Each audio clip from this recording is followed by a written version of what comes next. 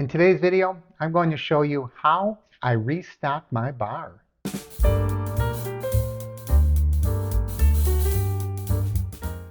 Welcome to the Average Me channel. I'm Mark. This is Thirsty Thursday, and today I'm going to talk about how I restock my bar. Now, in general, what I do is not necessarily try to keep something of everything on hand. For a home bar, that is an almost impossible task. So instead, what I do, and you should as well, at least in my opinion, I get things, number one, that I like. Number two, things that I think I'm going to need, whether you're having friends over, you're going to have a party, or in my case, things that I'm going to utilize to make a video, Thirsty Thursday video. The other thing that you should probably consider is how much room do you have? Do you have room to keep all of this? I can't really keep it under my bar. Under my bar, I have other things like glassware and towels and things of that nature. So I actually have about 3 different cabinets in which I keep all of this. But let's talk about what I get and why I get it. And this is what I picked up yesterday. It's been a while since I went to the liquor store, so this may last a really good long time. Also, I just looked in my cabinets and I noticed there are some things in there I rarely use. For example, when Jimmy Buffett died, I did a tribute video to him, and so I went out, I intentionally purchased some Margaritaville vodka, and I looked up some recipes that they serve at the Margaritaville restaurants and bars. And I still have most of that bottle. I'm just not a big tequila guy. So it's sitting down there, and I guess at some point when I'm going to need tequila, if people come over, I have that. So there are a lot of things that, fortunately, most liquors will last a pretty good long time. So this is just what I picked up yesterday. We'll talk about why, and we'll talk about the choices I made and how much it costs. So we're starting way back here. This is a Chardonnay. The brand is 50 Provinces. I know nothing about it. My wife grabbed it. It was a really cheap bottle. I'll bet this didn't cost $5 or $6. But sometimes don't judge a book by its cover. Don't judge a drink by how much you pay for it. Oftentimes we'll buy inexpensive wine. Sometimes you're disappointed, but sometimes you're actually quite pleased, and it's just wine. It's just a meal or two, and then it'll be gone. So give it a shot. Try that once in a while. Take a few chances. The next thing we have here is amaretto, and a lot of what I buy is not, well, let me rephrase that. Almost everything I buy is not top shelf. You can pay hundreds of dollars for one bottle of liquor if you want. This is pretty close to rail.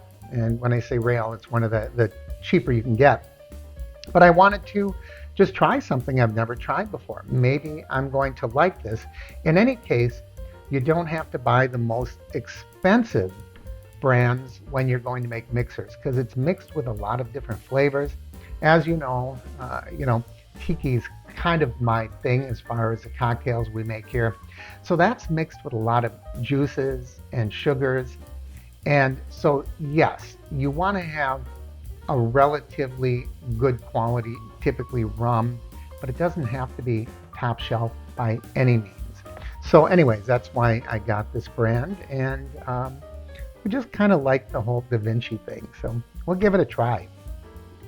The next thing I picked up, Korbel brandy. Once again, Korbel is a name that is real popular where I'm from, Wisconsin, to make our Wisconsin old fashions. Again, a mixed drink. It's mixed with a lot of things like soda and simple syrup, and you muddle some fruit with it. I really like it. It's just a personal taste. Sometimes you buy things not because it's expensive, not because someone says you should have it. Sometimes if you just like it, that's good enough. So I got a bottle of Korbel. Now this was interesting. Golden Rush, it's a liqueur. I have no idea. I've never heard of it before. And it's something that's distilled from the golden berry in Costa Rica. There happened to be, they were giving tastes at the liquor store, and the gentleman who was giving out the taste and talking about this liqueur was the son of the founder of the company. And we got talking, we had an interesting conversation, and he also put forward the idea of having a collaboration. Wouldn't that be fun? The family member of, someone that produces this particular brand sitting down with us on our channel. So we'll see, maybe we'll be able to get that done. His name was Ben, and he told me the whole story of this. It comes from the golden berry. I'm not familiar with it, but apparently I did some little research on it, just going on Google, and it has all kinds of health benefits. So it's a very healthy berry, and they thought, well, why don't we take this and distill it into something. This, in my mind, it's not pleasant. It's just like an aperitif. It's very, very sweet, very syrupy, and it tastes a little bit like raisin. It's really reminiscent of a raisin. So the reason I got it is because I just thought it was interesting, something new I was unfamiliar with. I was kind of tickled that it was someone from the family of the company. And also it came with this book. It has more than a dozen recipes that you can mix with this, including things like old fashioned. So I thought maybe when this is mixed with something, it has a potential to be a really good mixer. So we're going to give that a try at some point in a future video. The next thing I have here is Ensign Red. Now, Ensign Red is a Canadian whiskey, and you see that I have the Crown Royal box. I didn't buy any Crown Royal. This is just what they put everything in at the store. And I used to occasionally drink Crown Royal. I'm not a really big whiskey drinker, but they didn't have any. The store was out one day and they had the Ensign Red, and I really liked it. And so occasionally I will just pick this up to have it on hand if I just want to make a simple mixer like, whiskey and soda or something along those lines. And it has a nice oaky flavor and a little fruitiness to it. It's just a nice Canadian whiskey. Again, not top shelf, but just something nice to have on hand. So that's why I bought the Ensign Red. Here is some orange vodka, and this is for some drinks that we have planned in the future. The liquor store that we go to, Total Wine and More, Vail tends to be a brand that they have on hand quite a bit. This one was kind of funny. Since it is March, at least it's March when I'm making it, I don't know when it is that you're watching, but Fennelly's Irish Cream, I am unfamiliar with it, but since the St. Patrick's Day holiday is coming up, they had this on display at the entrance, and I thought I'll give it a try. I've always liked Irish Cream. I like Bailey's. I don't really make cocktails with it. Typically, I like to just pour it in a glass with an ice cube and just sip it. It's almost like, I don't know, like having a milkshake or something. I mean, you don't fill up a glass that big with it, of course, but I've always just enjoyed sitting down and having a little Irish Cream. So I tried this, and I'll get back to you on it and let you know what I think. Here we have Four Roses. So it's nice to have a bourbon on hand. If you have a bourbon, you have an Irish whiskey or Canadian whiskey, you can get just a good sipping whiskey, and that that'll at least give you what you need in order to make a lot of cocktails along with brandy. You're in pretty good shape. Four Roses. First time I had this was a couple of years ago, and I did a video for the Run for the Roses, right, the Kentucky Derby, and the cocktail that I made actually it called for Four Roses, and I thought, well, I'll buy Four Roses. And again, it's not rail, but it's not top shelf. It's but it's a nice, just kind of a standard to have on hand. If you remember, I got the small batch around the holidays, and I made some cocktails with that. So that's why I picked this up. And finally, I say finally, but I have some more to show you. Bacardi. Bacardi, of course, is the standard of standards when it comes to rum. I usually like to use the Wicked Dolphin rum for a couple of reasons. Number one, I'm here in Southwest Florida. That's a Southwest Florida brand. It is distilled right here, very close to here. Actually, up in Cape Coral, about an hour from me, but I have been to the distillery on several occasions. They're nice people there. Typically, the Wicked Dolphin is a really nice rum. When I got to the store, they had all of the flavored rums from Wicked Dolphin. They didn't have the crystal rum, so I picked up Bacardi. You really can't go wrong. Again, it's a standard. It's not a top shelf. You don't need it for the most part, in my opinion. I don't think so.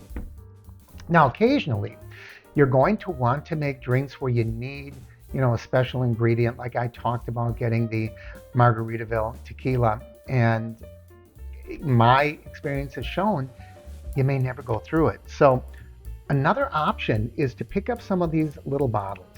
Now, fortunately, at Total Wine, they have racks and racks of these, and it's really great. So here is a chocolate vodka, and here we got some whipped vanilla, and we got two of them because we're using that in an upcoming drink very shortly. And this is double espresso. So if you want to try some things, or if you want to make a drink and you don't want to commit, to buying a whole bottle, you can actually buy these. Or a couple of dollars, $3 maybe, $3.50, depending on what it is that you're buying. Now, you may sometimes find by the time you buy several of these, you may just be well off enough to, you might as well spend it on a full-size bottle. But then again, you can say, well, these 4 bottles may have cost me the same as one, but you're getting 3 or 4 different tastes. So it really is up to what you need and your needs. Now, this whole thing, oh, by the way, another neat thing about going to good, at least big, liquor stores is you can really educate yourself on liquors and alcohols. Typically, they will have people there to help you. They have taste tests. Here was a little brochure I picked up to talk about your guide to bourbon, Tennessee whiskey, rye whiskey, flavored whiskey, and Canadian whiskey. So, we got, some bourbons, Canadian whiskey right here. So, you can kind of find out a little bit about what you're buying. And I also have a receipt in here. So everything that you looked at, are you ready for this? You want to take a guess? That's 1, 2, 3, 4, 5, 6, 7, 8, 9 bottles and 3 of the miniatures.